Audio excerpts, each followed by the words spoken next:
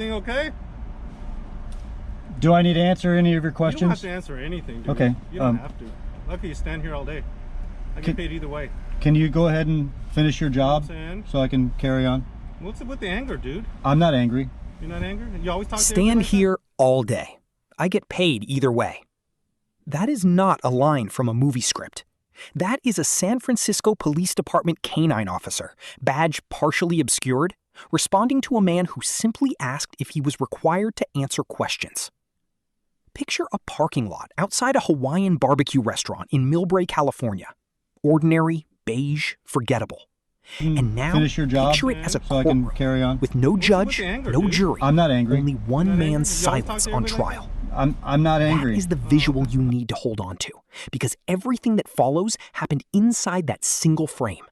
A private parking lot that an officer treated like his own personal jurisdiction. Before we go deeper into what the documents and statutes actually show, make sure you're subscribed to Police Misconduct Case, because we don't just cover the story, we follow the evidence. Here is the official record. In the fall of 2019, a delivery driver named Mac Proctor parked his vehicle in a private lot outside a restaurant in Millbrae. He says he was inside for 2 minutes picking up a takeout order. When he returned, a San Francisco PD officer, driving a canine unit operating in a city that was not his own, approached him about an alleged parking violation. Not a moving violation, not a public street, a private lot, in a different jurisdiction than the one this officer was sworn to patrol. In his rights to express himself. All right, well, I'm going to give you a break on it, but what I'm saying, this isn't a parking spot, okay, dude? You're not giving me a break. You're harassing me at this point. I'd like to leave. May I leave now, please? Well, do you understand? The badge read partially as C. Cordova. Public pay records list a Carlos Cordova, last promoted in 2019, and an archived department photo from 2007 shows a canine officer by that name. We cannot confirm with certainty that this is the same individual, but for clarity, we will refer to him as Officer Cordova for the remainder of this analysis. The encounter begins with Officer Cordova holding Mr. Proctor's ID and registration. Mr. Proctor asks a simple question: "Do I need to answer any of your questions?" The officer's answer is the moral center of this entire case. Mr. Proctor said he was not angry. The officer pressed again. This is the first turning point, and the moral refrain begins here. Silence is not a crime. Mr. Proctor's composure, his refusal to perform emotion for the officer's benefit, was not evasiveness. It was the First Amendment, fully intact, expressing itself through restraint. In Terman Yellow v. Chicago, decided in 1949, the court held that free speech may induce a condition of unrest or even stir people to anger, and that this is not a basis for suppression. Mr. Proctor did not even need to be angry for his rights to apply. He simply needed to exist calmly in that parking lot. Well, do you understand? Am I being detained? Yes, you are. Okay. All right. So do you understand why I stopped you? Okay. Do I need to answer? But then again, I could do this all day too. Okay. All right. So would you like to leave? Mr. Proctor, would you like to leave? Now, examine the actual legal basis for the stop itself, because this is where the case stops being about tone and starts being about jurisdiction. The California Vehicle Code does not regulate most parking violations on private property. There are narrow exceptions: fire lanes, disabled parking spaces without a placard, zero-emission vehicle spaces without a valid decal, and none of them applied here. A 2011 opinion from then Attorney General Kamala Harris stated plainly that a parking citation may be issued only for illegal parking, that is, parking in violation of federal, state, or local law, not a property owner's private rules. Neither San Mateo County nor the city of Millbrae had an ordinance extending vehicle code parking enforcement to private lots. Which means Officer Cordova was not simply being heavy-handed. He was, by every available public record, operating outside the very authority he was invoking and outside his own department's jurisdiction altogether. Silence is not a crime. When the parking violation theory began to collapse under its own weight, the encounter pivoted. Mr. Proctor, growing frustrated, asked the officer to simply write the ticket so he as could a San leave. Francisco police officer when detaining Mr. Proctor, but it does not appear that Mr. Proctor was violating any law for which a citation could be issued. Dude, I was trying to be nice to you. Alrighty, will you hold on? Having it, right? Yeah. So just let you know what's going on. We're You don't have to. Lucky you. I can stand here all day. I get paid either way. Say that sentence out loud and listen to what it actually means. It means time itself has become a weapon. It means a citizen's constitutional right to remain silent was reframed in real time as an inconvenience the officer could simply outlast on the taxpayer's dollar. This is where the irony explosion begins. Because what Officer Cordova was describing, standing indefinitely, waiting out a citizen's silence, is precisely the conduct the United States Supreme Court told police they cannot do. In Florida v. Royer, decided in 1983, the court held that a person approached by police may decline to listen to the questions at all and may go on his way. He may not be detained, even momentarily, without reasonable objective grounds, and refusal to answer does not by itself create those grounds. Officer Cordova had the law backwards. Silence is not suspicion. Silence is the Constitution working exactly as designed. I'm talking to you. I'm just saying. I'm just concerned about your well-being. That's all I'm saying. Usually we don't get people hostile. I've not been hostile. Okay. Officer, What do I need to do for you to hand me my documents so I can be on my way? You're okay. I don't need to answer any of your Hey, questions. there we go again. Jesus Christ. You know? Until it was finally answered. Am I free to leave?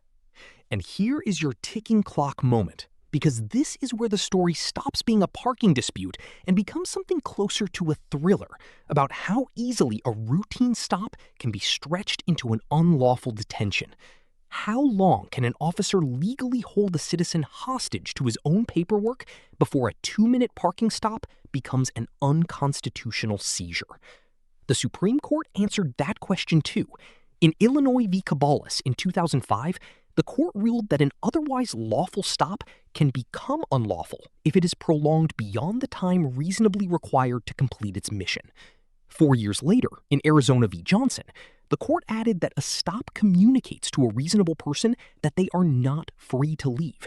And that does not change just because the original justification for the stop has already been satisfied. Time was not on Officer Cordova's side.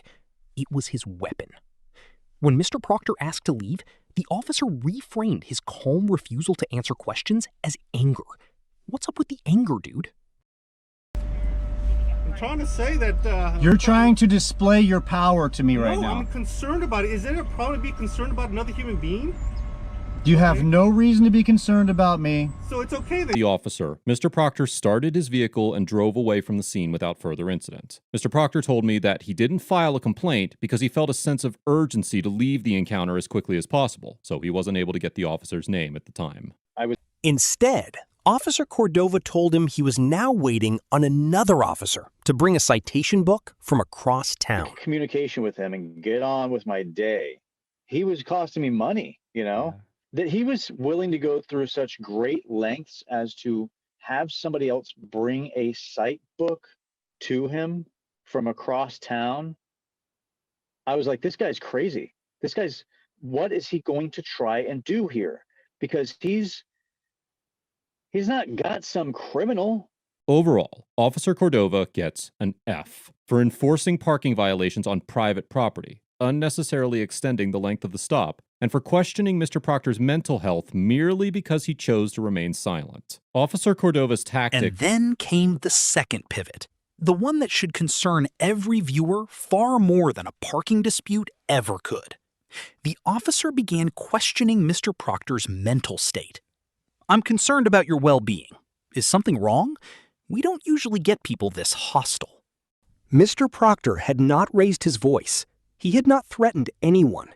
His only offense was declining to narrate his own detention for the officer's comfort. And in response, the officer reached for one of the most powerful tools available to law enforcement, the implication of mental instability. Here is what the public record tells us about that tool. California Welfare and Institutions Code Section 5150 allows an officer to detain a person for up to 72 hours only when there is probable cause that the individual is a danger to themselves, a danger to others, or gravely disabled as a result of a mental health disorder.